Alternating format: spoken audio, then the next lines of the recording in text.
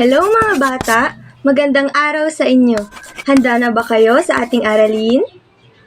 Kung handa na kayo, halina't atin nang umpisahan. Sa araw na ito ay mag-aaral tayo ng panibagong titik sa alpabetong Filipino. Ngayon ay pupunta na tayo sa panibagong titik at ang titik o letra sa araw na ito ay ang letrang D. Ngayon naman ay may paparinig ako sa inyo. Pakinggan at sabayan ang awitin.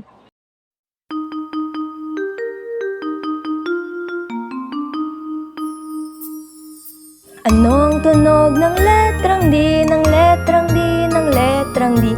Anong tunog ng letrang D? D, D, D.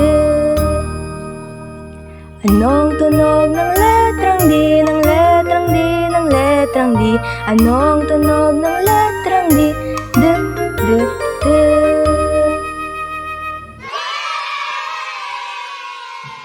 Ano raw ang tunog ng letrang D? D.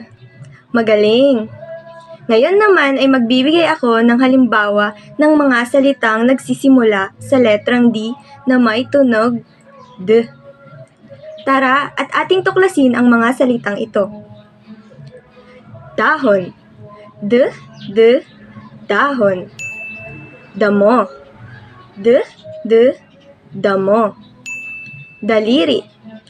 D, D, daliri. Damit.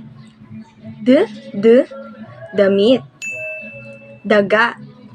D, D, daga. Dila. D, D, dila. Dugo. D, D, dugo. Duyan. D, D, duyan. Diamante. D, D, diamante. Dalaga. D, D, dalaga. Ngayon naman ay bumuo tayo ng pantig. D, D, D, D, D. Bigkasin naman natin ang tunog ng A, E, I, O, U. A, E, I, O, U. Buuin na natin ang pantig. D at A kapag pinagsama ay da.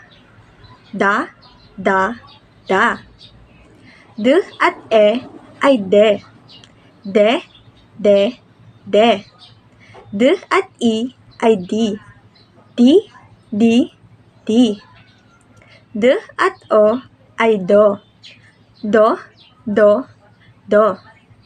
D at U ay du. Du, du, du. Muli, sabayan niyo akong basahin ang mga pantig. Da, de, di, do, du. Magaling!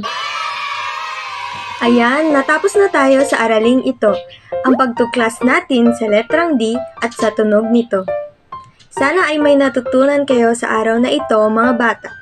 Maraming salamat sa pakikinig. Hanggang sa muli, paalam!